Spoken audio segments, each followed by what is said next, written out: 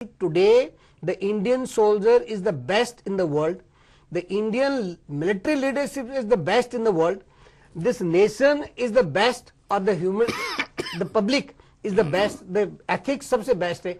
What we are lacking is the will power, political will power, जिसकी वजह से हर एक आदमी जो है वो समझ लेता है कि यहाँ तो चलने में कोई जसवीर जी एक बड़ा सवाल ये उठता है कि इन्होंने जैसा बताया कि घुसपैठ तो चुपचाप होती है, रात के अंधेरे में होती है या सीमाओं में जो सुरंग बना के होती है, कैसे भी होती है।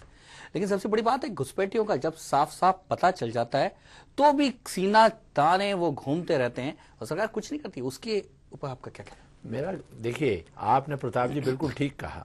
नॉर्थ ईस्ट के अंदर अभी आपने अभी इसमें टीवी के ऊपर भी अभी आपने आपके न्यूज चैनल के ऊपर कि 2011 में जो घुसपैठ हुई, जुलाई 2012 तक इस साल के अंदर उससे ज्यादा हो चुकी है, लगभग 1.5 गुना हो चुकी है। तो इसका मतलब यह कि हमारी कहीं ना कहीं पर पॉलिटिकल विल पावर की कमी है। नॉर्थ ईस्ट के अंदर अभी हमारी फिंस की एक टीम गई थी ये स्टडी करने के लिए कि जो घुसपैठ हो रही है, आप कह रहे हैं रात के अंधेरे में हो रही है, नॉर्थ ईस्ट के अंदर हालात ये हैं कि दिन को उजाले के अंदर भी घुसपैठ होती है और वो मिले हुए हैं लोग।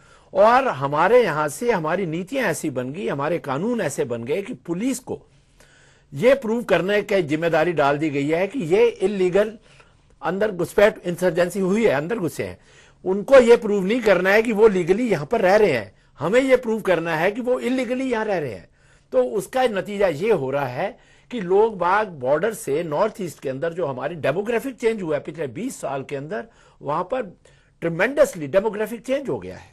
मैं कोई यहां पर कोई रिलीजन की और उसकी बात नहीं कर रहा हूं, लेकिन एक पैट्रियोटिज्म के तहत जो वहां पर हमारे सिटीजन रह रहे हैं, उसके अलावा जो हमारे देश के लिए विभाजन का खतरा भी पैदा कर सकते हैं। इस तरह से सबसे बड़ी बात यह है कि आखिर में जब पता चल जाता है कि घुसपैठिए आ गए, उसके बाद ब्रिगेडियर साहब क्या कार्रवाई होती है या करनी चाहिए? देखिए, ऐसा है कि जैसे ही घुसपैठ का पता चल जाता है, आर्मी जो है अपने अपने एरिया में कॉर्डन सर्च करके उन मिलिटेंट्स को डिस्ट्रॉय करने या पकड़ने की पूरी कोशिश करती है। लेकिन दुर्भाग्य की ये बात है कि जब वो आदमी आर्मी एरिया से बाहर निकलता है, सिविल एरिया में आ जाता है, अपने आदमी उनको सेफ हेवन प्रोवाइड करते हैं, शेल्टर दे देते हैं। कोई भी आदमी जब तक उसको शेल्टर अंदर नहीं मिलता है तब तक वो अपनी कार्रवाई नहीं कर सकता।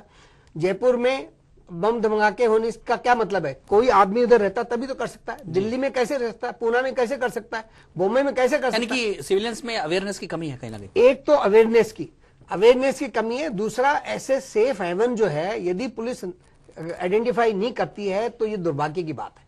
मतलब समाज और पुलिस को उन चीजों का आइडेंटिफिकेशन हमारे समाज में भी जसवीर जी भेड़िए छुपे हुए हैं जो ऐसे लोगों को शेल्टर देते हैं, जैसा ब्रिगेडियर साहब कह रहे हैं। ठीक बात है।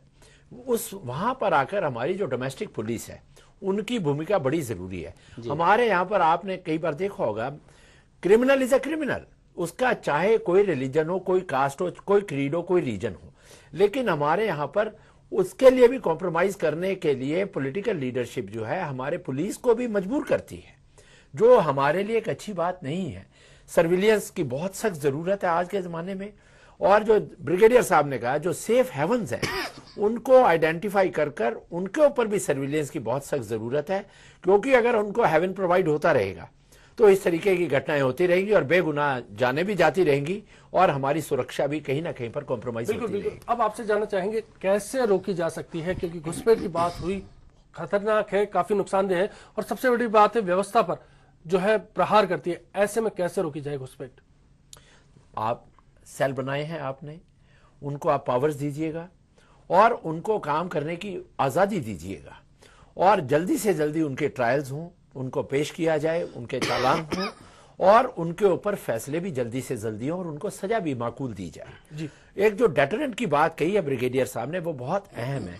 अगर आपने कानून का शासन यहां पर रखना है तो जो आतंकवादी तत्व हैं, घुसपैठ करने वाले हैं, उनमें अगर आपने डर पैदा ना किया अपने कानूनों के प्रति, तो इस तरीके की घुसपैठ कम होने के बजाय उसके बढ़ने की पूरी संभावना। बिल्कुल। ब्रिगेडियर साहब, आपको क्या लगता है आर्मी के लिहाज से क्या ऐसी व्यवस्थाएं हो ताकि घुसपैठ रोकने में आर्मी कारगर साबित हो? देखिए, ऐसा है कि मैं कहूं कि आर्मी तो अभी भी अपना काम कर रही है और मैं कह रहा हूं कि they are the best in the world. मैं ये इस आतंकवाद को रोकने के लिए 5 या 6 फैक्टर में आपको बताना चाहूंगा। A strong political leadership, and willpower. That is point one. Second is strong and well modernized army, जो कि deterrent हो, totally deterrent. Third is a strong modernized police force who can track all these cases, and a paramilitary forces, both.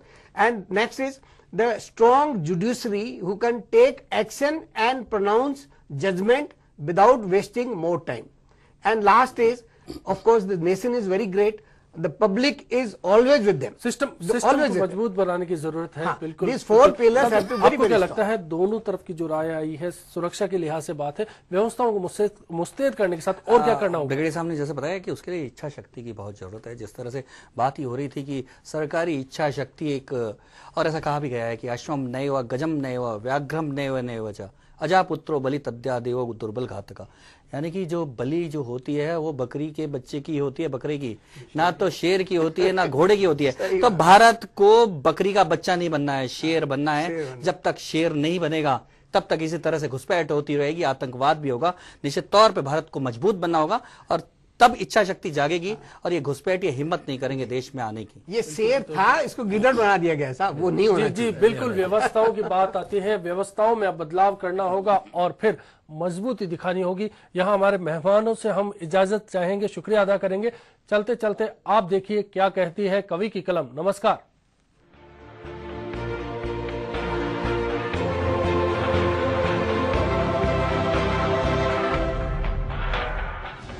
दीमक के जैसे देश की जड़ को खाती है घुसपैठ, आतंकवाद की शरण स्थली बनती है ये घुसपैठ।